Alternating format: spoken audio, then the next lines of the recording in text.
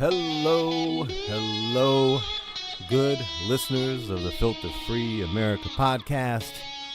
I am back, Joey Vincent, in your ears, hopefully by choice. I hope that no one is forcing you to listen to this show right now. I hope that you're not like tied up in a basement, that you're not like chained somewhere, being held hostage, and the most cruel and unusual punishment that your hostage takers could come up with was to forcibly make you listen to my voice through some kind of earphone device strapped to your head. I hope that's not the case. I hope you're listening by free will. I hope it's completely a willing endeavor on your part. Regardless, if you're here by choice or by force, I'm glad you're here, right? I don't know. I hope that maybe the tables turn on your captors if you are being forced, and that you actually enjoy what's about to go into your head, and you just show them that they messed up by choosing this form of punishment. Whatever. Filter Free America podcast back here. Guys, it's been awesome so far. We're 2 episodes in to the relaunch of Filter Free America. Things are moving. Things are shaking. Things are getting good, getting super positive feedback. 2 episodes so far. We had an episode with a guy telling us about how horrible his dad was and how bad his stepfather's following that dad was. Can be relatable to in many cases. His cases, pretty extreme. That was episode number 1. Lots of good feedback on that one. Very interesting episode. Next episode, totally other direction. Guy came, sat down with us, told us about how he and his lovely bride seek prostitutes, one more time, prostitutes to have 3-way sex with, right? That was a thrilling episode, especially when he went into great detail about ass eating. That was very good. An enjoyable episode. I've listened to it many times, sometimes nude. But yeah, that was 1 and 2. Those are pretty good. I'm going to call those both, those are at least triples. I think number 2, definitely a home run. Number 1, definitely at least a triple. If we're using baseball terminology, we've scored some runs already out the gate. Here we go. That's good, right? Yeah. Let's see. What's some other important stuff here? At the time of me recording this intro for this podcast that you're about to listen to right now, we are available on Stitcher Radio. Boom. In there. Of course, we're available on Podbean because Podbean, that's our hosting site. So you can find us there, right? We're on Google Play. Yeah, we're on Google Play. And we're on, what's the other one? TuneIn. Yeah, TuneIn Radio, right? So if like you got like the Alexa app, you can just go, Alexa, I want to listen to Filter Free America podcast. Can you play that for me? And they'll play it, and it's amazing. So not only is she like a device that the CIA uses to spy on people in their homes, you can also use it to listen to Filter Free America podcast. Some good, some bad, whatever. Way to go, Alexa. Okay. Again, as this time of this recording, not on iTunes yet, the biggest outlet possible. Problem with iTunes is, for some reason, they're having problems linking up with my RSS feed, and they're geniuses that they've got working on things like that claim that they're working on it right now, and they've had lots of email conversations with me about it, and they're trying to figure it out. And so I'm sorry if you're an iTunes only listener. I apologize. Eventually maybe you'll get this, but they're trying to figure it out. But we're working on it. It's getting there. It's happening. Sometimes there's roadblocks. Just happens to be that it's the biggest possible outlet for podcast listening, iTunes. But whatever. If you like it enough, you'll seek it from other outlets until which time we're on iTunes, and then everybody will be happy, and everybody will have their outlet of choice or whatever. Fine. Okay. I got a sponsor. I already got a sponsor. How about that? Podcasting is that easy. I already got millions of dollars rolling in. No, I don't have millions of dollars rolling in. No dollars rolling in. But I do have a sponsor. A sponsor I'm very proud of. The sponsor I have is a simple website. That's the name. It's not a description of a website. It's the name of the company. Simple website. Okay, simple website. This is what simple website is. You guys know Squarespace? You familiar with Squarespace? Squarespace is my website, right? That's what I don't own Squarespace. If I owned Squarespace, I wouldn't be doing this podcast. I'd be somewhere on an island with many naked women and many free drinks and piles of marijuana. But no, Squarespace is a website that you use to build your website, and most people can figure it out, right? Can do that. I am not most people. I'm a computer illiterate. Right? Some people can figure it out but don't want to spend the time, right?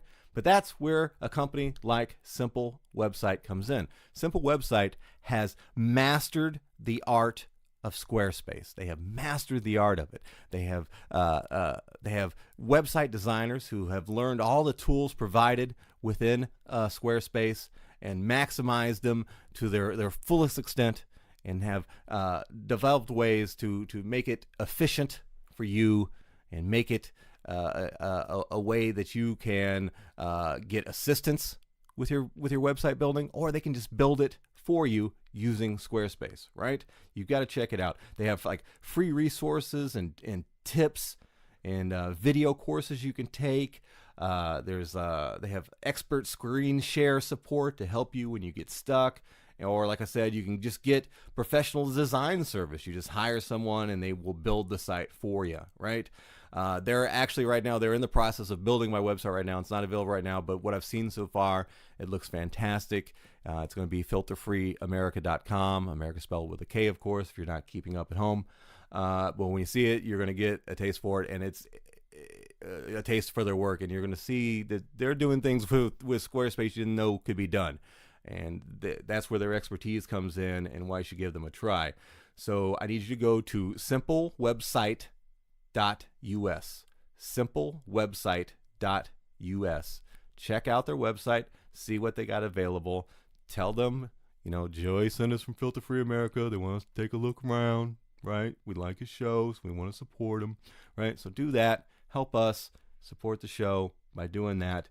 And thank you, Simple Website, for backing us up here, right? Yeah, cool. All right, let's talk about today's episode real fast so we can hurry up and get into it. I sat down with a comedian friend of mine who works as a PCA. That's a personal care assistant, right? Personal care assistant. And his day job, of course, comedy at night, PCA during the day. And he is what his job title implies. He is a personal care assistant for people who need personal care. Goes into people's homes, mainly older people with I guess physical issues, sometimes mental issues, any kind of issues where they can't care 100% for themselves, and he is just kind of like, an assistant for them. He does things for them. If he needs to cook for them, he cooks for them. If he needs to do laundry for them, he does laundry for them. And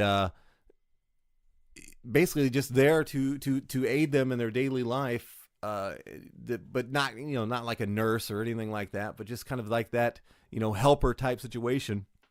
And we sat down and he told me kind of what his job entailed and how the good and the bad about it, kind of the rewarding elements of it, and also a lot of the sadness of it. And this, on the surface, when you hear me describe it, it's like, well, is this going to be an episode I want to listen to? And it may not sound interesting to you at first until you get kind of into the minutia of what he does. And this is something that I've learned, before when I was doing Filter Free America, the first time around. And some of the most interesting episodes we ever did were interviewing people about, random jobs that they had. One of my favorite episodes I always talk about was when I interviewed a mailman, right? I interviewed a mailman and he told me about his job, and I learned all these different things about a job as a mailman that I just never knew. And it blew my mind. There was a lot of just crazy stuff about it that the average person doesn't know. Well, this is very similar. But it also kind of gets into details about the medical industry as it pertains to the aging population in this country. And it's not a lot of happiness. There's a lot of bad news in this episode, and things that you know, as you age, or your parents age, or people that you care about as they age, things that you maybe want to consider and think about here.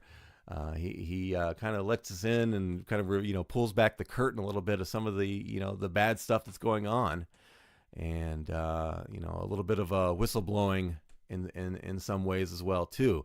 So it's very interesting. It's very emotional at times, and it was an emotional conversation at times. There was times where he had some tears shed, and that was kind of a very powerful moment for me to sit down with somebody that I was a friend with, and we're having a conversation, and he's, you know, shedding tears, you know, as he's reliving you know, situations where he's lost somebody close to him, and also, you know, clients that he's worked with that he became close with, and you know, and then through all that, we still try to find some humor and do a pretty good job of it, finding some humor in the conversation as well. So I think you'll find this one interesting, especially if you know absolutely nothing about this, you know, area of medical care. So yeah, that's what this one's going to be about. What are we going to call this one? How about helping the old get old? That's a good name, right? That's kind of describes what he does. A little insensitive, but whatever. Yeah, okay, so here we go. This is comedian John Russell with Helping the Old Get Old. Filter Free America. Here we go. So why don't you start by first tell me what PCA stands for? Personal care attendant. Personal care attendant. Yes. Hold on a second. I thought I lost you on the mic. Oh. Hello? Hello? Hello? Olueta? Ready? Ready? Ready, ready, ready. Ready, ready, ready, ready, ready. Never mind. I'm a dumbass. It's one here. I'm on that side. Yeah. Starting over. Podcast episode number 3 in 3, 2, 1. Okay, first start by telling me, what does PCA even stand for, because I don't know. Okay, personal care attendant or assistant, depending on who you're working for. Basically, that's the name, but it's you have to be certified, but you don't have to be licensed to help people. There are certain things you can do. There's certain things you can't do. For example, you cannot administer medications as a PCA. Oh, you can't get me drugs. So I'm already done with you. Well, see already. Okay. So that's the only difference? Is just there are any number of things. You've got nurses aides who are at a higher level of certification. Like at a lot of the facilities that I've worked at, you'll have nurses aides. As PCAs, we typically don't work for the institution. We work for a private company that the families have contracted to provide additional services to their family member. But they'll have a registered nurse typically on the floor at all times for anything that would come up. But the nurses' aides are allowed to administer the meds, that type of thing. Okay. What's the certification process? What do you? Well, for me, what I had to do was it ended up being, and it's a thing you can do at your own pace. Mm-hmm. So for me, it took about 12 hours of reading through the material and then testing on it. Okay, just like a written test. Yep. You know, like I had to wrestle like an old person to see if you can hold them down. No, because I'll tell you what, you recall Vern Gagne, the champion wrestler? Yeah. Yeah, he killed a dude, so I don't want to wrestle any guys. Was he a PCA? No, he was. He was a PCA. No, but this not good for the industry. Exactly. No, what happened? You should be in wrestling, sir. Vern Gagne was in a facility. Okay. And he was a patient in a facility. Holy cow! And he body slammed another guy and killed him. Holy cow! And what are you going to do? So it's he gets to keep the belt. That's for sure. Absolutely, he's the champ of the floor anyway. Holy cow! But that's the thing. It's so difficult to do this job. Now, as a male doing this, I'm in high demand because there are not a lot of males that do this, nor do they want to. Right. There are certain clients I really don't want to work with because of the difficulty factor. But I end up working with a lot of people with dementia or this type of thing, but they are more independent, can do some things but need assistance. Okay. I want to get some details about that. But for the people who don't know, it's still set stage. So give me like, because I knew what it was, kind of, but give me like a day-to-day, like this is in the people's homes, right? Depending. Okay. I have been in people's homes. I've been in assisted living facilities. Okay. I've been in different levels of care in those facilities. Where they're completely independent and just need somebody to take them to the grocery store because they couldn't get their driver's license, or because a fella has impaired eyesight and needs help grabbing stuff when he's taking a shower. It's, you know... And I don't mean this like to demean the job. Is this kind of like adult babysitting more than anything else? You know what? To be 100% honest, it can be. Okay. It can be. And a lot of times, depending on how... advanced the dementia or Alzheimer's or whatever type of mental decline that these clients have, it can be like herding cats too. I mean, it's and the difficult thing is, do they walk around spraying piss on you too, like yeah, cats? they do that all the time. Jesus. But the difficult thing is, everybody is different. Right. There's not one case that you can say, oh, textbook, this is going to happen. Okay. You can surmise, but there's other stuff that happens, and everybody's so different. I had one client who had Alzheimer's, and he wanted to fight me every single day. Every single day I went in there, he just wanted to fight me. He did not like me being there. He wanted to fight me. He tried to elbow me. And now was he like cognizant of who you were and what your duties were, or did he just thought you were just some dude? Not really, because in his mental condition, he doesn't know. It's just like, who the hell is this? Right.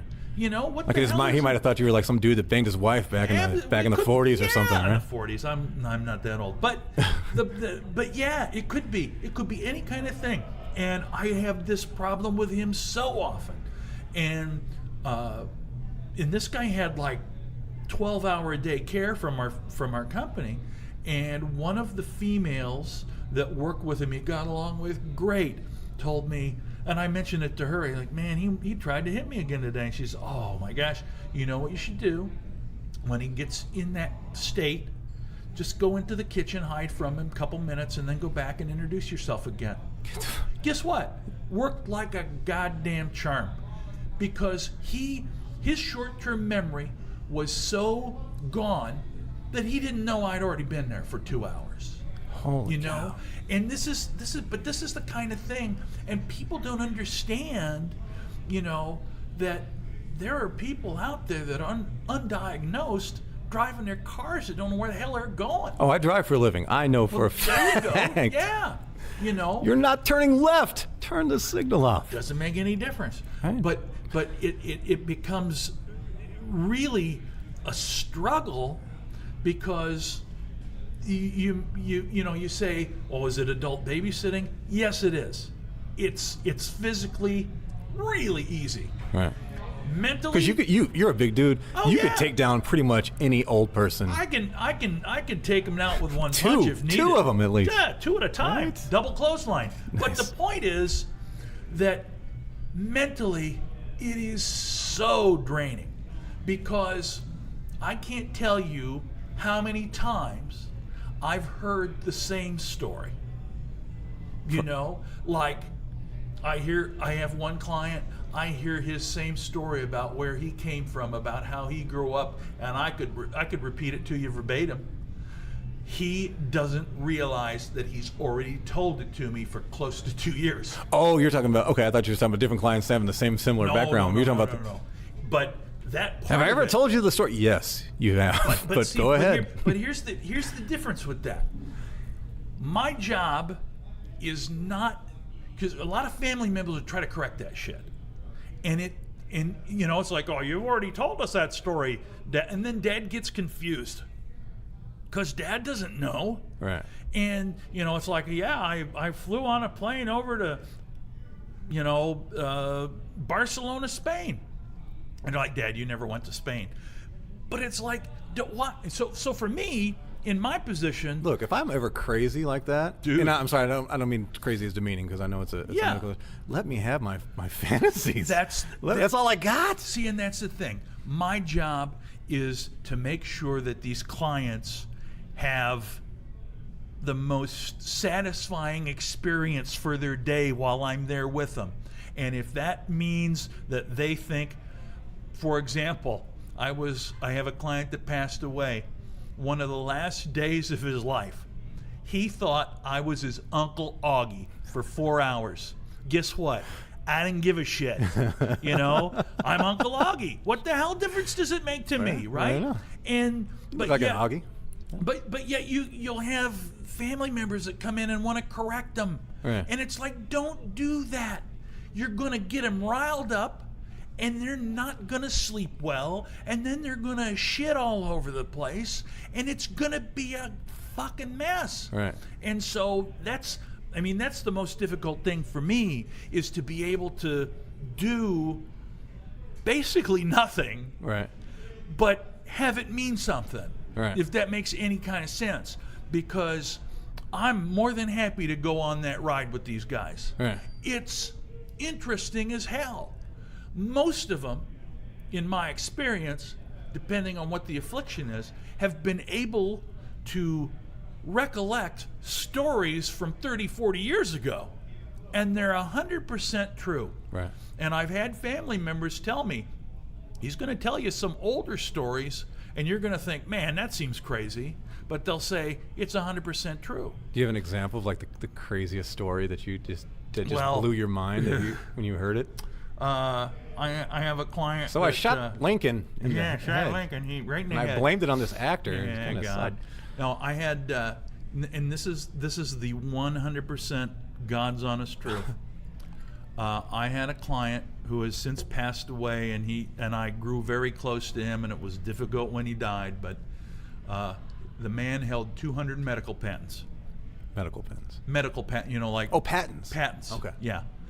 And one of the things he was involved in was the very first sperm bank in the country, which was right here in Minneapolis, believe it or not, Really? in about 19... Cold temperatures here, so it's Well, yeah, easy there to you preserve go. sperm. You just shoot it outside in the ground. And I would say so I would say that, and his son would say, yep, absolutely, he sure did. And then so it's like, okay, well, I believe him. And then one of the other things he says, so he's got dentures, and he says, I developed the plastic on my dentures and had a dentist make these for me out of one of my inventions. And he said, that's fucking amazing. Oh, shit. And he says, I've never had a problem with them. I had it for 30 years. I mean, you're really? Absolutely. They're the best thing ever. I asked his son, and he says, nah, he never did that. So it's like there are some things yes and some things no. I had one tell me that when he was a kid, his mom and dad put him and his two sisters on a train to go down to Chicago so they could perform at one of the burlesque houses. He got $50 a week. Awesome. Right. Awesome. But then, it's like there are all these little things. And what my job is to learn these things, these stories that make them happy, and just keep bringing them back, because I don't care. So one of the things, I had a client that I would always go and go eat dinner with. Okay. And he'd always want to know if I wanted to have dessert. And I asked him, one of the first times, what's good to have for dessert here? There's, well, they got very good maple nut ice cream. Maple nut ice cream, I say? That's my grandfather's favorite ice cream. Well, that's fantastic. They make it right here on site.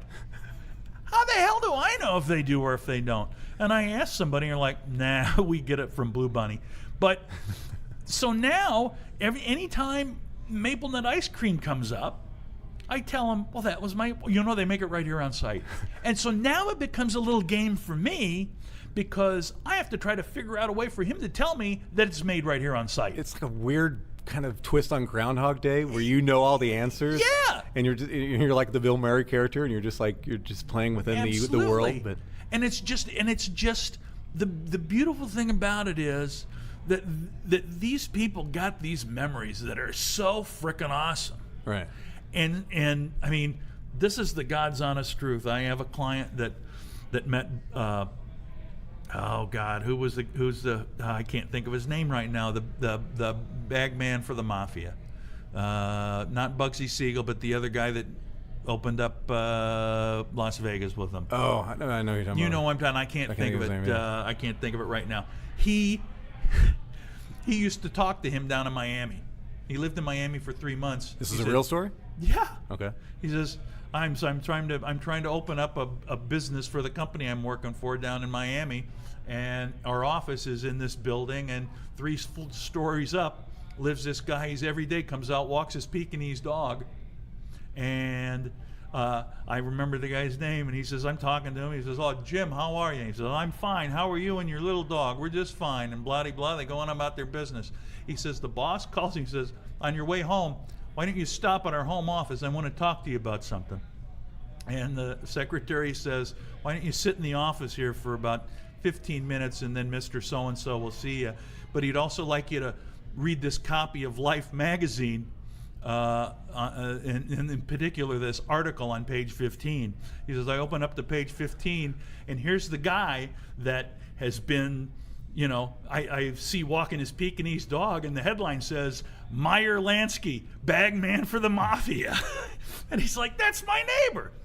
You know? So there's all these different kind of stories, and they're true. Right. You know? I mean, another guy ran into the heavyweight boxer Rocky Graziano. Okay. And he was walking in New York and walking a girl home to her apartment, and this guy comes up with a big dog and happens to, you know, the girl knows him, and he says, Rosemary, what the hell are you doing out this late? Oh, I'm out here with this guy. And he says, he says, tells him his name, tells him where he's from. By the way, I have to be very careful with names because of the, and then he says, you may know me better by my stage name, Rocky Graziano. And it's like, holy shit. Right. You know? I mean, and these are things that in those days, in the 40s, you know, common occurrence to run into a celebrity of some kind. But now it's really hard. There's so many goddamn people. But anyway, I digress. As I mentioned in the intro, you're a comedian, and one of the things that you do in your act, you do a lot of impressions. Oh, yeah. Right? Does that ever come into play when you're dealing with the old? Because you do a spot on Harry Carey that everyone loves. You know, well, here's the thing. I mean, I don't want to confuse them, but you know, in some cases, you know, I've done that. Like I used to do a really lousy Groucho Marx. You know, because these guys would you know, I'd sit at breakfast with them, and I would say, do you guys ever watch any of those old TV game shows? Oh, like, what are you talking about? Because one old guy always watched The Price is Right, and he'd always laugh about how the guy won a car. And I said, do you ever remember watching, you know, Groucho Marx, You Bet Your Life? And he'd say, oh, that was hilarious. And I go, say the secret word, and you get $50. All right, I'm surprised you didn't get that. But anyway, I mean, and it's like nobody knows who the hell Groucho Marx is. You have to look it up. I can't do. I mean, yeah, Harry Carey I could do with some of them, but you know, a lot of them that are from this area, they don't really know who Harry Carey is. Okay. So it's your field of impressions tightens up quite a bit regionally. Like if I could do an Arnie Carlson, I'd kill. Right. You know, or who's another famous Minnesotan people that are. Well, you know, I mean, I can. How's your Paul Bunyan? Is that a? Yeah, Paul Bunyan. Jeez, oh, Peters. And I could do a Jesse Ventura. Some of them still remember that because that was a few years ago that he was governor. So yeah, do you want to go to Byerly's or do you want to just stay here and eat your goddamn pie? They probably scare him, but you know, and it's funny because a lot of them still have opinions about politics too, right? Even though they don't really follow them, right? Like for example, one client. Is Reagan still president? Yeah, God damn it. Mr. Gorbachev, take down that wall. One client who was a staunch Democrat his entire life, member of the DFL party. Along comes 2016, and he says, I think I'm going to vote for Trump. And his daughter goes, I'm not taking him to vote.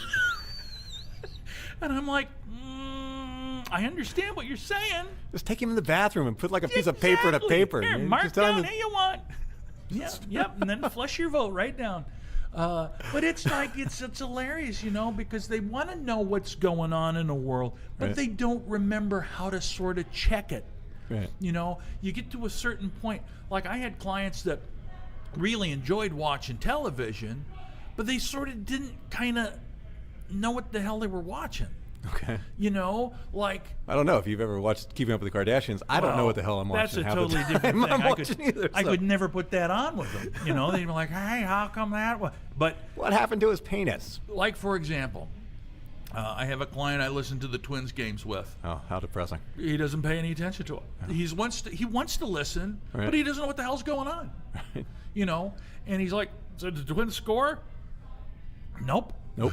That sounds Nope. like a Twins game, all right? He's like, I got a 90% chance of being right. But it's just, the hard part for a lot of these people is, and it all depends on how active the families are, how much they're willing to put in to assist their family members. Some people that I've worked with, very close to the end of their life. Okay. Some people, like the one client I had for 2 years almost, when I met him, because he was blind, he had one of those Alexa machines, Okay. and he was listening to quantum physics being read by Alexa on this thing. Wow. I go in and sit down with him. I'm like, I don't know what the fuck this is. And he's like, Alexa, go back 15 seconds. He's paying attention to this shit. He knows what they're talking about, right? And then to the end of his life, he couldn't do that. But so there's that slow progression, and I was with him from that point until he passed away. Do the clients that you get, are they just, as far as ailments or things, is it just like mental capacity stuff or maybe physical things? Is it are you not dealing with people like that are dying with cancer? Yeah. Oh yeah. Okay. So Oh, yeah. you can run the gambit as far It- as what's wrong with them too, Dude, right? it can be absolutely anything. I had one client that I only got to see twice because his wife had been trying to take care of him in their home. They had a hospital bed in home, and the poor fella had brain cancer. Jesus. And he was so restless. Was he an old person too, or is this a young person? Nope. He was. I'm 56. He was maybe 2-3 years older than me. Wow. And he was so restless and could not ever get comfortable. And they were giving him pills to try to get him to go to sleep. And his pain he's dealing? Pain, Okay. everything, just everything. I mean, I can't even imagine it. And his poor wife is dealing with this on her own 24/7, right? And she's like, I just need somebody to come from 8 o'clock at night till 8 in the morning, and so I can get some sleep. And so I did that, and holy fucking shit, that was the longest 8 hours of my life, because he'd lay in his bed 5 minutes, then he'd have to get up because he's uncomfortable. I want to go lay on the couch. Fine. And I'd help him get up because he doesn't have the physical ability anymore to stand up on his own or to move on his own. So I'd have to kind of help him, guide him over to the couch, lay down, get him on a pillow, get him covered up. I'd say, how you feeling? Is that going to work out? No, I'm uncomfortable. This isn't going to work. I have to help him get up, move again, back to the bed. And it was like this for 2.5 hours. His wife finally came down, gave him a pill. He slept/rested maybe 90 minutes, maybe. Can you say? I guess if we don't identify him, I guess you can. But I don't know what kind of level of medication was he taking at that point? It was pretty intense. I'm sure some kind of oxycodone or something like that. Yeah. Of high level. I don't know. His wife could administer it to him. I couldn't. Right. Okay. So I don't even know what she was giving him. But 90 minutes after that, he wakes up. It's back to the routine again, moving around. I'm just trying to help the poor guy get comfortable because I just can't even imagine what he's going through. That was on a... And he's aware. He knows Oh, it's just yeah. it's happening. It's Yeah, going to be. yeah. It's a matter of. Yeah. And he knew. Was it? Did he know days? Did he know? No, they didn't. They had no idea on days, as far as I knew. But it was certainly getting exponentially worse. I went in for 4 hours just to kind of get to know him on the Saturday, and he was, not nearly as bad as that. And then on Monday, when I went back from 8 at night until 8 in the morning, he had digressed so much. And when I left, man, I felt terrible, but his wife was so happy that she got to sleep. Right. And I was scheduled to come back and work with him again on Wednesday. I got called and told we're going to cancel that shift because he's gone to hospice. Okay. So, and I would just, I don't know, because sometimes we don't know what the outcome is with a client, but in that case, I would assume that he died inside of a week. Wow. And that's the hard part. It's like, in that instance, I was like, man, I hope you can die fast. Right. And I'm not saying that because I'm like, I don't want to do this. It's like, he's in so goddamn much pain, and I'm like, I can't even imagine Right. the excruciating mental and physical shit you're going through right now, and you gotta deal with it. Well, that opens up to it's like three questions that I had for you. So the first one, did you have a perspective or opinion on right to die issue? Oh, yeah. Before you worked there? I did, because my father had a DNR. Okay. My father had battled cancer for 3 years of his life. Got it into remission after a lot of chemotherapy and radiation, and he was okay for about 8 months. Unfortunately, they think because of the radiation and chemo, he also developed Parkinson's as a side effect of those drugs. Good God. And so now he's got It's like, hey, we'll make you live a little bit longer, but we're going to mess you up even more. Yeah, Holy cow. And he was going along, and he was soldiering through, and he would say, because he didn't have the tremors, but he slurred his words terribly. And it would be if he got excited or talked too fast, and he knew it. In his head, it sounded fine, but he knew he was slurring it, and he'd say, look, if you can't understand me, say, old man, slow down, you're going too fast. And we did that, and he was cool with that. The problem was another, 4 or 5 months after that, when cancer came back, he's like, yeah, I'm not doing it again. So he and my mom made a decision, well, I'll stick around, but don't do anything. And so amazingly, they had to intubate him, What does which that mean? means stick a tube down his throat to Okay. help him breathe. At some point, something happened, and my brother lives up in Alexandria, and I had a sister lived in northern Iowa at the time. We all got a call, please come down if you want to see your father, because he's probably going to take this tube out on Monday morning, and he's on DNR, and if he doesn't do nothing, we ain't doing nothing. So, of course, we went down, and Monday morning they took that tube out, and son of a bitch, if he didn't keep going. And not only did he keep going, he had lost all of the symptoms of the Parkinson's. So it was like talking to old dad again. Holy cow. My brother and I and he are playing cards. He's giving the nurses hell. My brother and I stayed with him for 3 hours. It was just like old dad, giving us shit, no problem. My sister came and spent the evening with him. We went home on Tuesday, and all my other brothers and sisters got to go and spend some time with him on Tuesday and Wednesday. He died on Thursday.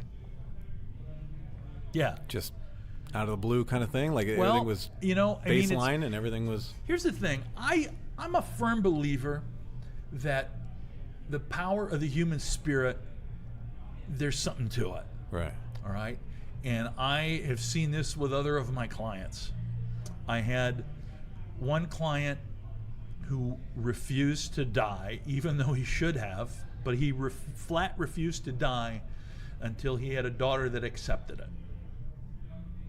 Because she was trying to, oh, he's going to get better. He's not going to get better. You're the only one. Oh, she was under the kind of the delusion that he was going to pull out of this, everything's going to be fine. Yep, and we just need to get him a little bit more exercise and a little more food. And it's like, nope. He shut the fuck down. Until she accepted it, that was it. I feel the same way with my father. He wanted to make sure he saw all of his family. And then once he saw all his family, made his peace with my mother, I'm done. And I think, because if you recall, when Carrie Fisher passed away, and Debbie Reynolds died days later, that was simply her. She just lost her will to live, you know. And I believe that that's a real fact. Yeah. That happens. one death led to another, just a kind of a connection type thing. Yeah. Well, I was going to ask this, and have you ever had a client, like in such a way, know they're going to die, suffering like that, that actively wanted to end it? Like, I want to do something to kill myself. I want to end my life. Here's it's a little bit different. I had one client, and I only got to see him one time, but he was a religious man, and he said to me several times, "I'm ready to go see Jesus." And I'm like, so he's like, so you're. His problem was he had Alzheimer's dementia. He couldn't remember words. So like if you asked him, hey, what is this thing holding water on the table? He couldn't say glass because he couldn't fucking remember what glass was. He couldn't remember what that was, even though he knew. Right. And that was what frustrated him more than anything. He was a sweet man. He clearly did not want to be there. The thing is, I believe that the clients that I'm dealing with at their age are, in that generation, these are not people that would actively try to take their lives, typically. Okay. You know, if they lived a fairly normal life, that they're not. Are you saying that as a generational thing? I think so. Like they just come from an area where that idea wasn't an accepted deal? Well, yeah, I think that's true. It's like, oh my gosh, he committed suicide. That's because that's what they would view it as. They wouldn't view it as oh, I'm choosing how to end my life, which, to be honest, is how a lot of healthcare talks about it now. End of life care is, in essence, how do you want to die? Right. You know. But you know, having said that, I mean. Now you said you were pro the idea of a DNR. Where are you on like the right to choose to die type thing? Are you got a perspective on that now? Yeah, here's the thing. It depends because it's a quality of life thing. Yeah, same here. If you clearly don't want to tell anybody what to do. Also, I had a perfectly fine brother-in-law who took his own life 4 years ago. Shot himself in the chest. I'm assuming not like a medical reason. Nope. Okay. Nope. He just had been struck with serious depression, had been in a hospital, and he did it. Things happen to people's brains, and they get broken. Right. You know. So I don't. From a standpoint of saying, okay, I'm 84 years old, I think I want to die today, I don't think that's going to happen. From a standpoint of, I'm 84 years old, I got arthritis in my hips, I got to ride in this fucking wheelchair, I can't do anything for myself, I have to have somebody clean me, I have to have somebody put diapers on me, I can't control my own bowels or bladder. And now we're getting into that part where it's like, okay, and having said all of that, from my position, it ain't anywhere close to my place to say anything. You know, my job is to assist them however it is, and if that happens to be directions from the family to don't give him any water. We're not going to give him any water anymore because he's ready to go. Then I don't give him water. Really? Well, That's something they can do? Holy cow. Yep. We had. That's one of the things that's Is there some kind of like thing they have to sign? Oh, yeah. Okay, Definitely. They didn't want to turn around and like change their mind. Oh, that PCA guy, he didn't give me any water. It's on him. Nope. Living will. I mean, and we have to chart everything that we do. Okay, I was gonna imagine. But for example, there was one client that I got to know very well because he'd come out to breakfast with him. Not my client, but he was a client of the resident, I guess is a better term. He would come out for breakfast, and you could see him progressively losing weight and looked like a skeleton. And he's just like, I'm ready. Told us. Was he starving himself, or was this related to medical condition? It just was. He had always had a bad stomach apparently, and so he told his son, "I'm ready." What they did was they decided since he didn't want to eat any food, they weren't going to give him any food. Now, the human body can go without food for quite a while. It can't go without water, and so they continued to give him water, which. Because they wanted him to be comfortable, but in essence, it made him less comfortable because when you pull that water back, the body kind of shuts down, and then it's like it'll slowly just slip away. Because body will just feed on itself for nutrients until there's no body left. Correct. And that's just ketosis. That's what that is. So anyway, having said all of that, I've talked with both of my sons. I got 2 sons. Talked with them both. I told one of them. Well, I've told them both, but I said to one of them, you're not in charge because you're soft, and you are the asshole, so you're in charge.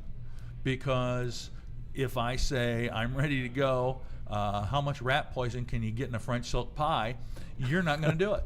You're going to give me the fucking pie, and then, but he'll do it. He might just challenge you. He's like, well, you see this, Dad? See, Bam! on, just shoot you. Yeah, That's well, what he can do. You never know. It took me a long time to convince them that smothering me because I have a cold is not a good idea because I ain't got no money. Right. But it's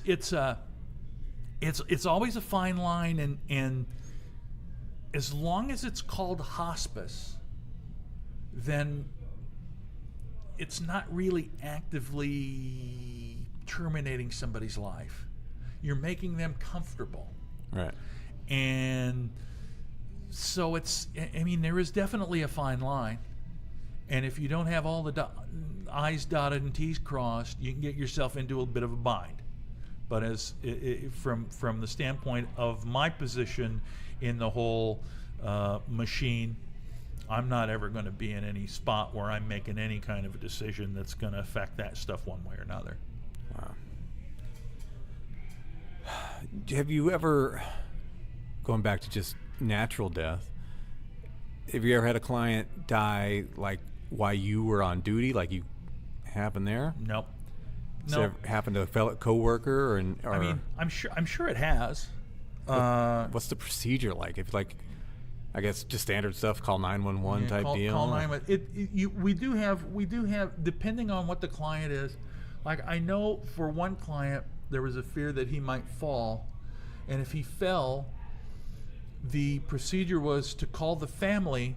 Don't call 911. And the reason being because they're like, well, shit, if we got to take him to the hospital for a broken hip, he's not ever going to get better from a broken hip. We'd rather just make him comfortable, give him morphine, and let him die from a broken hip, as opposed to taking him to the hospital, having the fucking thing heal, and having him come back and live for 4 more months in a worse state. In a lesser state of life. Okay. So it again, it's one of those things where it's very, very different for each client. Gotcha. Now, I'm going to refer to some, before we started this interview, I had you send me kind of like your top 5 things that you thought were important topics to talk about. And I'm just going to kind of go down the list here and just kind of give me your thoughts on them and what's important about it. And the first one here is one I was aware of and I actually kind of have a personal connection to, and not in a positive way. But it says, I'm just reading what you wrote, is that even at the top-notch assisted living centers, people don't visit their parents on a daily basis, and they are likely being neglected due to short staffing. Can you go into detail about what you're telling me about that, and And what have you seen? What's what issues arise from that? Well, depending on the facility, and I've seen them as short-staffed as having, like 24 rooms on a wing, and they've got 4 aides. So every aide is responsible for 6 people. At any given time, it can all, what's going on. We need to get everybody in line, and it's all, it's hard because they want them to keep to a schedule, because a schedule is one of the things that helps these people continue to live. But one of the other problems is, and I hate to say it, is there are a lot of people that are hired as nurses' aides who have English as a second language.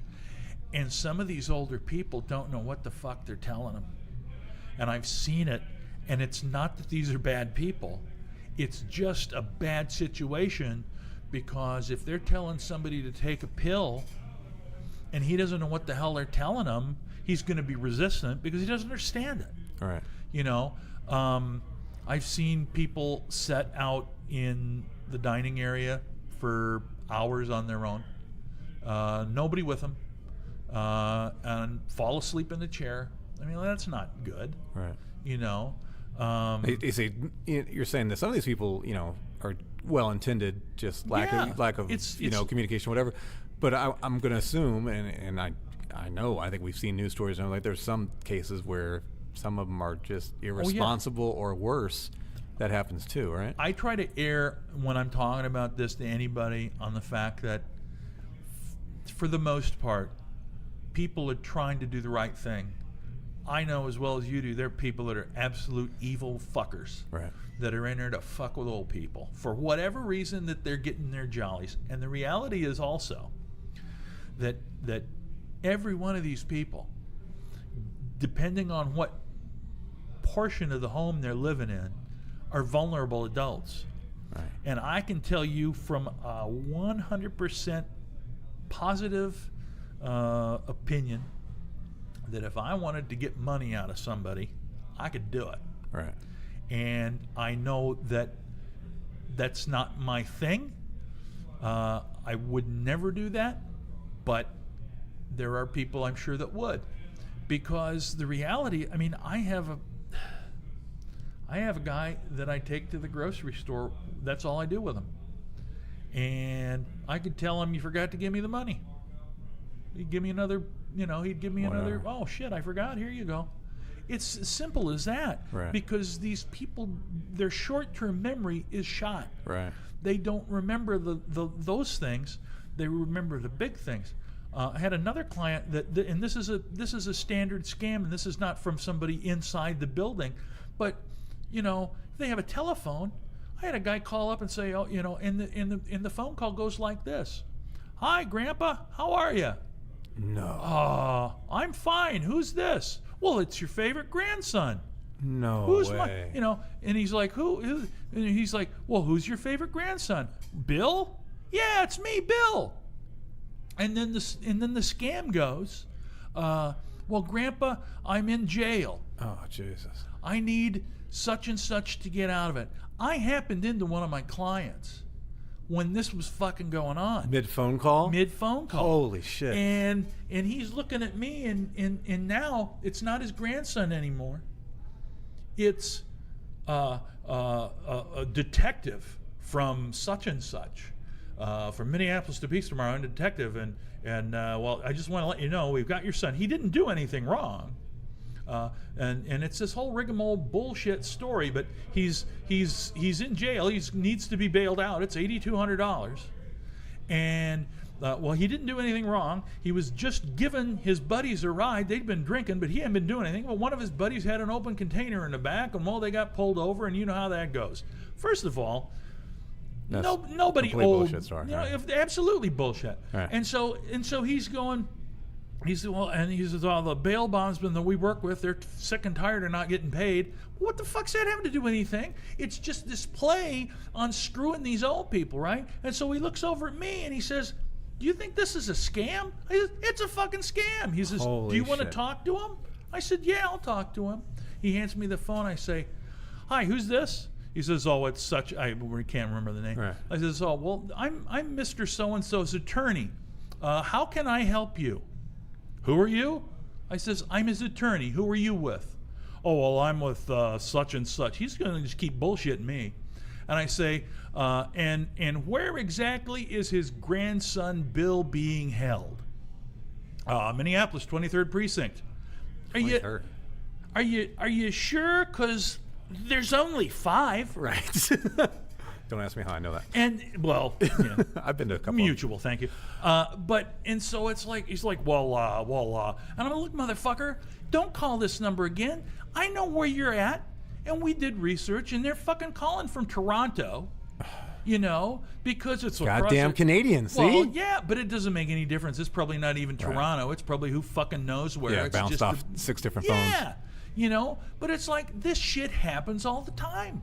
Well, All number the one, time. that's a monster act, but a little like a kind of a brilliant move because in the fact that there's so many old people. Fuck, dude. All you got to get is, I guess, if you just find like the ARP mailing list. All you got to do is dial any landline, and somebody old's going to answer it. Eventually, right?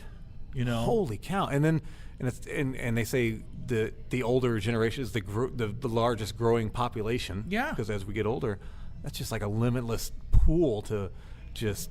Oh Yeah. my God, that's monstrously. Ugh. But anyway, back to your question, and I got off on a tangent.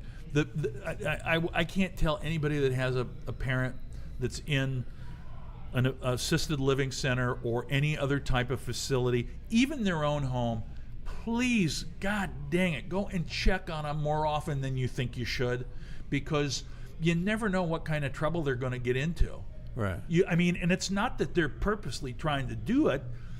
You could end up, geez, oh, Peters, just so much stuff.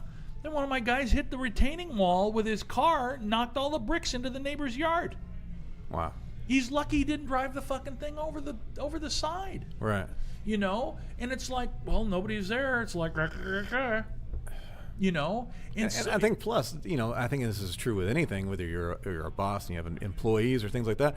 If you just don't check, trust but verify, as the saying goes. Yeah. You want to. If you give a damn about the person that you have there, or whatever you want to, even if they have a great track record and they've always done good, pop in, kind of thing.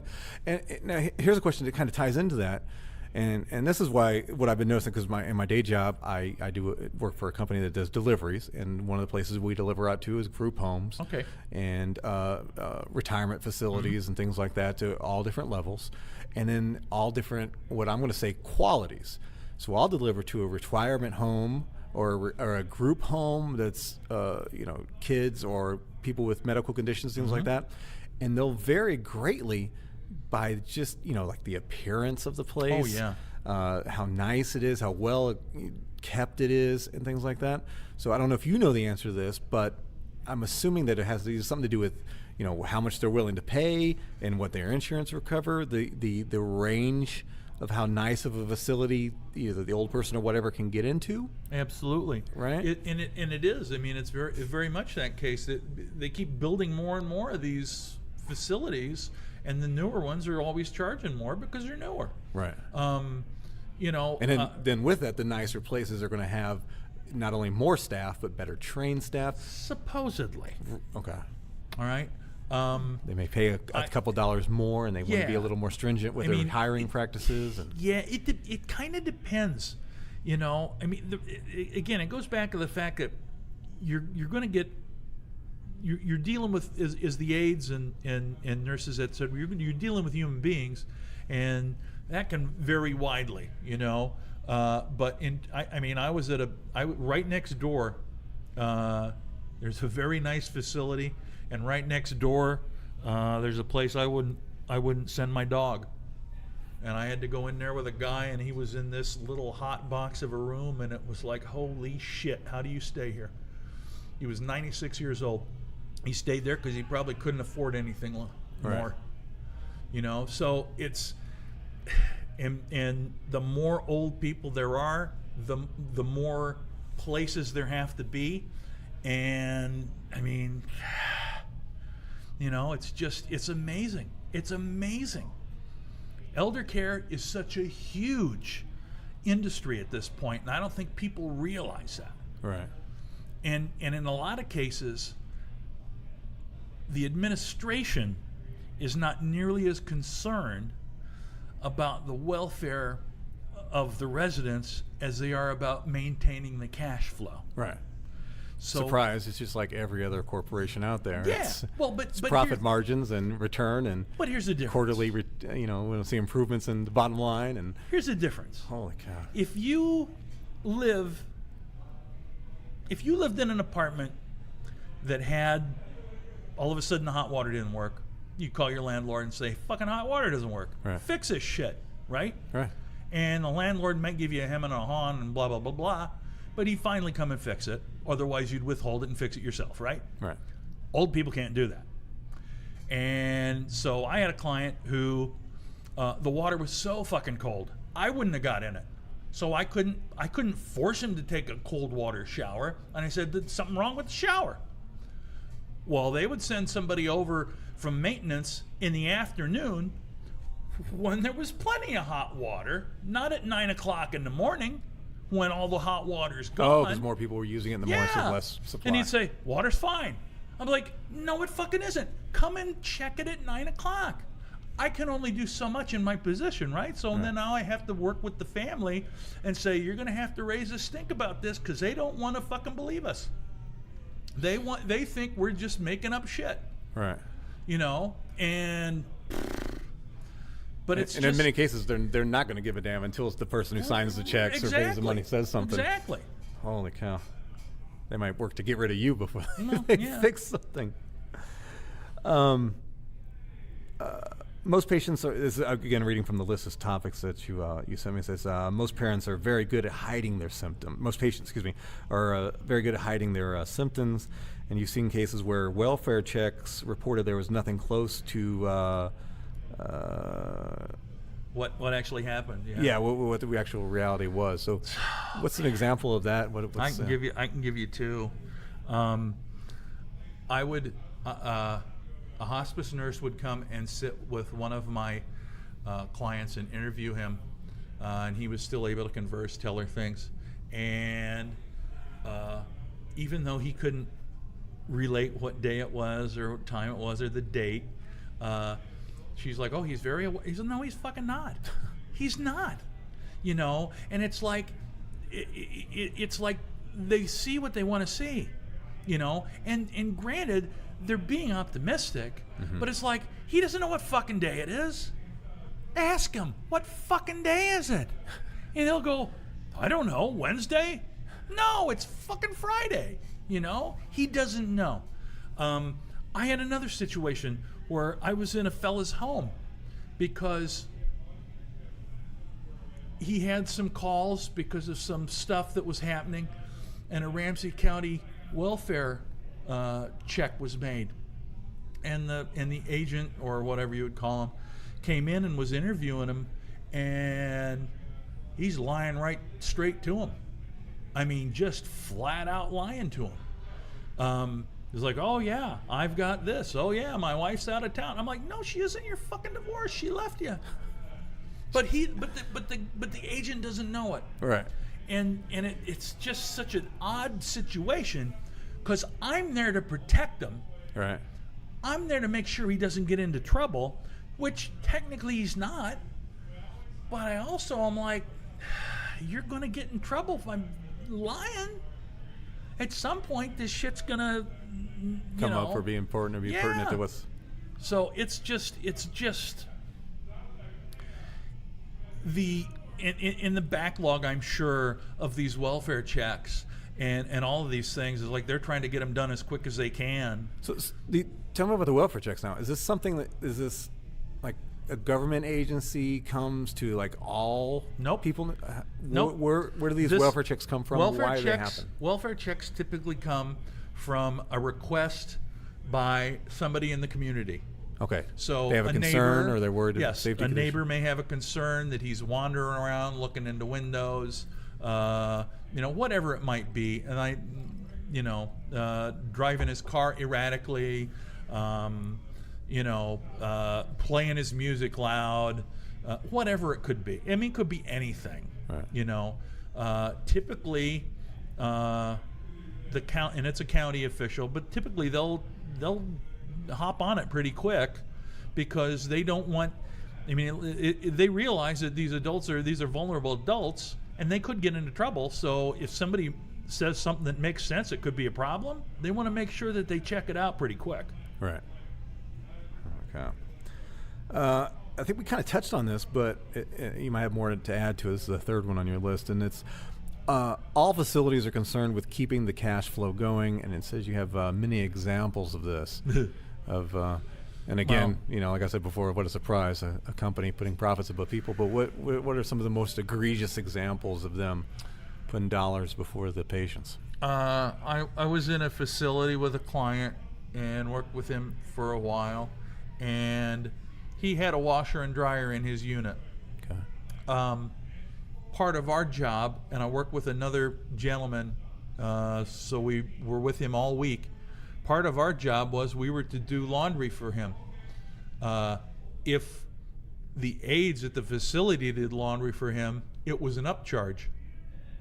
And so we would get in there, and there would already be laundry done. And so we had to tell the family, look, they're fucking doing the laundry. Not that I mean, because I don't care, but it's like they're, if they're doing it, they're charging you for it. I mean, it's one of those things where every little thing that's done is a charge. So they're telling them, hey, get in the door, hit that laundry. Yeah, do what you can for these people. Goddamn, it's like Jiffy Lube of healthcare. It's like, pretty much. I'm selling this light bulb. Don't forget to sell them that light bulb on their brake light and do this and do that. Holy shit. I had a client who only ate for breakfast and in the evening, and I don't know how many weeks, months, the aides would come in at noon with a fucking tray of food. Oh, is Art not going to eat today? I'm sorry. Is he not going to eat today? He never eats lunch. But they got charged. You got it. Here it is. Well, and that's the kind of thing. It's like people don't understand what the hell's going on, and it's not. I don't want to say that it's that's done. worse than like the $9 aspirin when you're in the hospital. Dude, that's theft. Here's the thing. I hate to say that it's done maliciously, but it's certainly done carelessly. That if they would read the client's or the resident's care directive, that they would know what the fuck was going on, and they wouldn't be doing things that were not in line with it. Right. Yeah. Again, if you're in the checks and balances, you keep up with them, they're gonna get away with that. God damn. It reminds me of like working like a serving job. Like I worked at a restaurant, and it was like, and we would get graded or judged on our upsells. Yeah. It was like, did you offer the cheesecake? We got to make sure you're doing the cheesecake. Hey, did you wash the laundry? Was there anything dirty in there? You got to wash the laundry because we get extra money. Things like that. Yeah. That's got to be. Was it maple nut? They make that right here on premise. Right. Let's go to number 4 of the 5 here. And I'm assuming this is you're talking about when a person goes to the facility, and it says an older person really has to do something hugely dangerous to be removed from their home. Yes. Okay. So if there's a resident that lives in his or her home, and because I know for some families it's very difficult to get them to go to a facility. I know my young grandmother did not want to go with a fucking passion. Some people are very, very resistant. They're used to their home. It's safe to them. And it's very difficult for the state to say, we're going to remove this person from their home and put them in a facility, or we suggest that should be done. First of all, it's somebody's house, but you got to do something really like crazy, like brandish a knife or a gun at somebody before they say, we don't think you have full command of your mental capacity at this point. And it's unfortunate because a lot of times what'll happen is even though that person should go and would likely thrive and learn to really enjoy living in a facility, because they're resistant, they don't go. It becomes even harder every day that goes by, because now it's this big thing they don't want to do, and every day that goes by they also have a higher chance of injuring themselves or somebody else. Right. You know. See, that was the biggest flaw I saw in that movie, Stop or My Mom Will Shoot, with Sylvester Stallone. Oh, and his yeah. mom carried around the big .357 Magnum. Eh. Just let her get away with it. They should have locked her ass up. Well, you know, but she was a threat to society, man. Wasn't she from like New York or Philadelphia? Yeah, they get a pass. I mean, yeah, come on. Last one of your list of 5 here, and this is another one you kind of hit on, but you might want to add to it a little bit or stress the importance of it. There will not be enough care facilities for the increasing aging population, which makes sense. But I don't know if you keep up with that much detail of it. What's the direction the industry's going? What's the idea? I mean, is it eventually are we going to be Soil and Green pretty soon? Like I don't throw another know. one in the chipper. Yeah, man, I don't know about that. I know that they're continually building more facilities. Right. And the actual physical buildings are probably not going to be a problem, because you can keep building stuff. But the main problem is going to be there's not going to be enough people to take care of these people. Right. Like, for example, the company that I work with, right now I believe we have 3 men that are able to work with men, because a lot of guys... Is that how they do it? Is men have to work with men and girls have to work with girls? Not necessarily. Okay. Some men just don't want a woman like taking them to the bathroom, and it's certainly understandable. Also, See, in my house, I want my girlfriend to take me to the bathroom. It's a different regardless. story. It's a different story. Wipe that ass, girl. One of the things that's very interesting is that with dementia and some of these other things, men particularly get hypersexual. Okay. And so they start to do inappropriate things with any woman that might be near them. And so when it gets to that point, the family typically says, no, we need a man. Or, you know, if there's an incident with a female caregiver, then it's like, you can only have a guy. Okay. You know. Now, that isn't necessarily adhered to inside a facility. Okay. Because for the most part, the facilities that I worked in, it's been about 90-10 female to male. Wow. And so again, if you're a male looking for work, you can be in very high demand in a real quick hurry and make reasonable money, and depending on how much you want to do. But the point is that it's just I mean, maybe it's good, maybe it's bad. Men die quicker than women do, you know, typically. So maybe we don't need as many men. I don't know. Wow.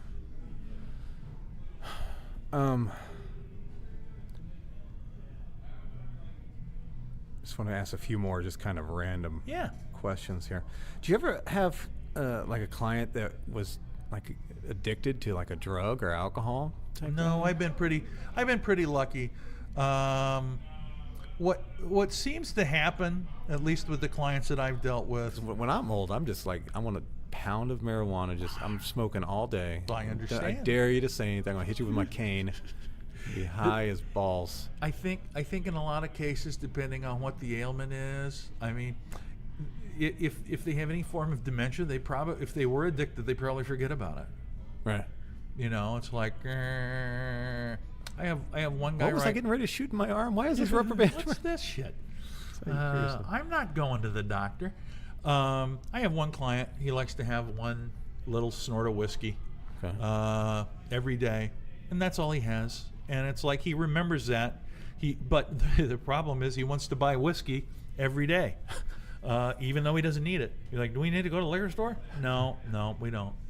He's got to take him to buy those little airline bottles. Shit, you know? yeah. So that's it's like, well, that's probably not enough. He probably likes to pour 2 fingers. But typically, yeah. I mean, and there are people that have those addictions, but for the people that I've dealt with, not really. Okay. And you kind of touched on this too. You said sometimes the males get hypersexual. Yeah. And that can be part of the dimension, not knowing what they're doing, things like that. But Right. And I'm assuming that some of the clients that you deal with are still within their right state of mind. They're just older or have medical conditions. Well, when it comes to the hypersexuality, it's not a whole lot of like doing anything other than grab ass. Right. You know? Well, I'm talking about. I mean, are there? But there are clients that don't have like a mental state, right? Oh yeah. Okay. They're of those, are they either sexually active or do they have sexual impulses? Do they like to? And I wrote down, do they ever like want to go to a strip club or things like that? Is there? How do you deal with stuff like that? Do they jerk off? Do they? Yeah. Well, how does I that? mean, I've never had a client that had any inkling to do that. Most of the clients that I've had are they're not in any kind of position for any kind of sexual activity or sexual enticement or anything. Because that's the other thing. I'm going to be smoking weed all day With and a jerking boner. off. Oh, welcome. Come on in. Sit down. I'm going to be right here jerking off, and you just watch me the whole time, and I'll tell you about the World War IV. There you go. I think the reality is that most people, if they, let's put it this way, if they are still sexually active and just have a physical ailment, say for example, some kind of hip problem or problem with walking, but they're still sexually active, they probably have a spouse that's going to be there with them to help them with that. Okay. I've not run into anybody that doesn't have some modicum of mental incapacity. Now, some of it's great, some of it's small, but it's everybody's got a little bit of a twist to I just it. can't imagine being so mentally defunct that I would forget to jerk off. I don't know. Well, you know what? Here's the, I mean, I'll put it this way. I have one client that I would assume he probably does, but he just doesn't do it when I'm there. You know, which is a godsend for me. Right. Because I don't get paid extra for that shit. Right? That would be the upcharge right there. It's Yeah. like, you got to watch that. That's an extra $20 right there. Anything else as far as topics or anything of importance, at least from your perspective? Man, I don't know. I just think it's important for everybody to realize, and it's. I become more aware of it certainly because I've gotten myself into this business.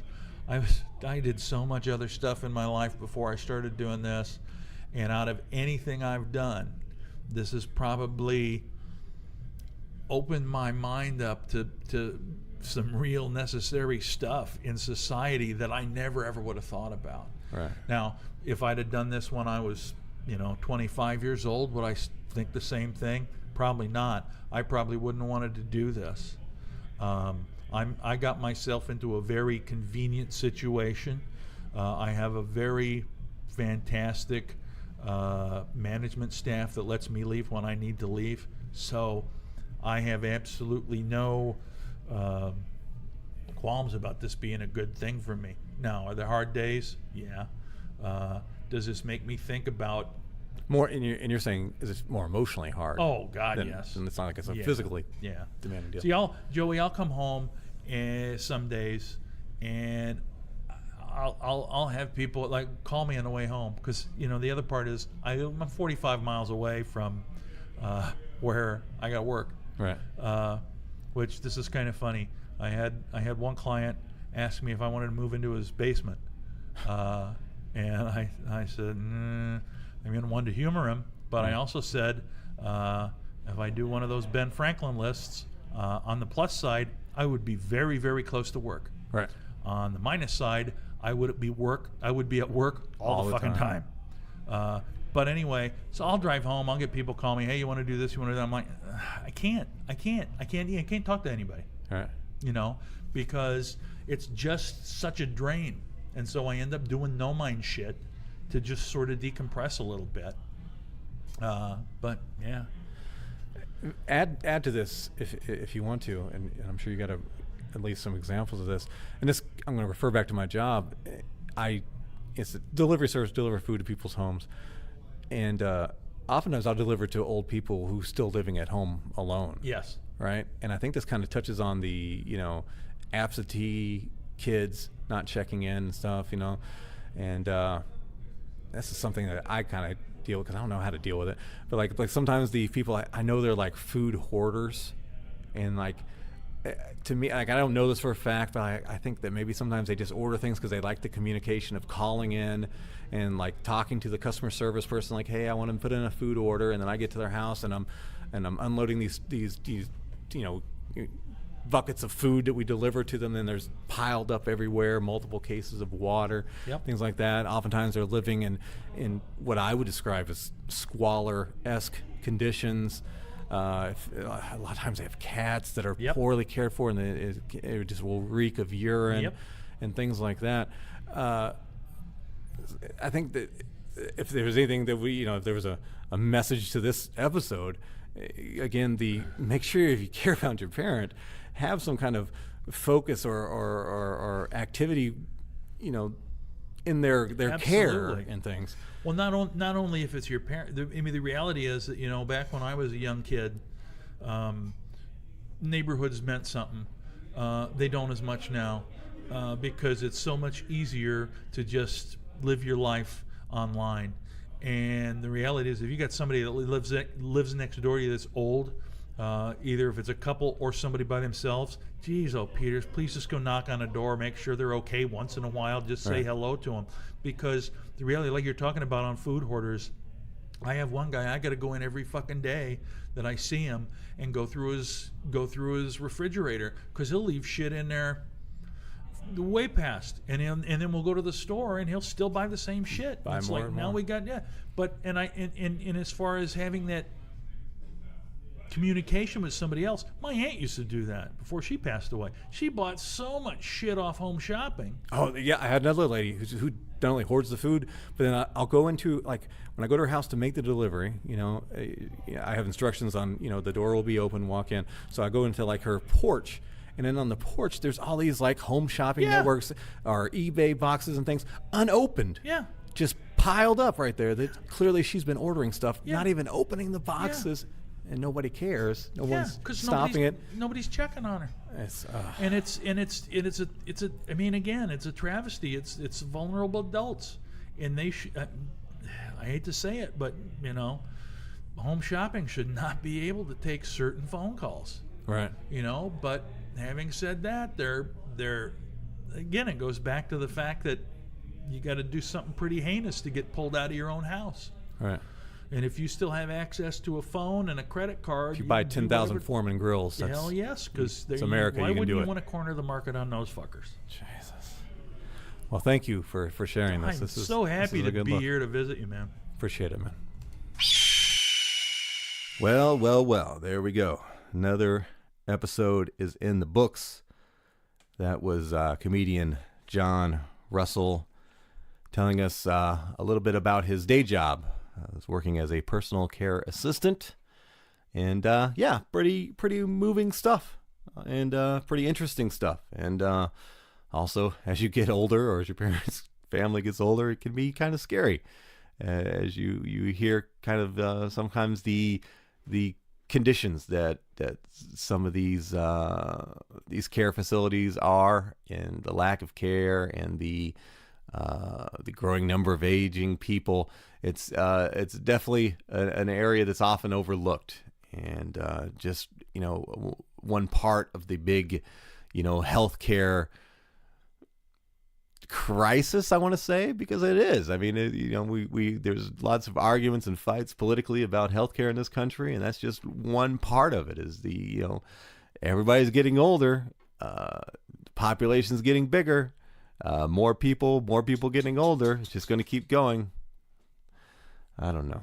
That was John Russell. Thank you, John, for sitting in with us. If you want to know more about John Russell, please go to his website. It's johnrussellcomedy.com, johnrussellcomedy.com. John, normal spelling. Russell is Russell, johnrussellcomedy.com. You could also find him on Twitter. That's at JR Comedy, at JR Comedy. He also does like a live show on Facebook called Live from My Garage. So if you want to look that up on Facebook, it's Live from My Garage. So that's a pretty funny deal he does there as well too. So do all that, check all his social media and stuff, follow him on Twitter, go to his website, find his comedy dates. He's the house MC at Goonies Comedy Club in Rochester, Minnesota. He's there almost every single Thursday night for the open mic, hosting that. If you're in the Rochester area, if you live in Rochester, if anywhere close to there, definitely go to that comedy club. It's one of the best comedy clubs here in Minnesota. I mean, we don't have that many to begin with, but it's a great comedy club. It's about 100 miles outside of the Twin Cities, but Rochester, very growing area out there, quickly growing area, of course, with Mayo Clinic money and all that. Lots of good people in that area there. But there's a comedy club there, and they have some great acts in there, and I would really like to see that club grow and get stronger. So if you're anywhere close to there, check out Goonies Comedy Club as well. Find out what comics are going to be there, or just show up every Friday, Saturday night. They have shows. They always have good comics there, and support them as well. But JohnRussellComedy.com, at JR Comedy, and Live from My Garage. So that's the show. Again, thank you to my sponsors, Simple Website. Appreciate you guys as well too. What we got coming up next? Oh yeah, next episode is going to be awesome. One of my favorite comedians, Stuart Huff. I sat down with Stuart Huff, had a conversation with him. He'll be in episode number 4. That's going to be a good one, man. That's especially if you're a new comic, man. That's going to be some truth, some things about comedy that you need to hear. You might not want to hear, but you need to hear it. It's gonna enlighten you a little bit. I've got what else? I got some more episodes. I got a friend from my past when I used to do music management. When I used to do hip hop and R&B management, I used to manage a group called The Truth, and one of the members of The Truth, he was a hustler from the street, and just an interesting character. And we've linked back up, and he sat down with me last night, and we had a long interview, and he a lot of stories I knew about and a lot of stories I didn't know about, and we had a really long conversation, and that is going to be another mind-melting episode you guys are really going to like. But yeah, so I got all that stuff coming for you as well too. But do me a favor, do all the normal stuff. Please, subscribe, follow, rate, review, all the things that everybody who makes a podcast wants you to do. Please do that. Share links on your Facebook page, on your Twitter, on your whatever, tattoo it on your forehead, whatever it takes, to help get the message out there. Help me grow this podcast so I can get it up to, where we were at once before, and then grow bigger, better, and beyond, because I really want to make this thing... something special, as it once was, and bigger and better than it ever was before. But thank you guys, and I'll definitely talk to you in the next episode. Bye-bye.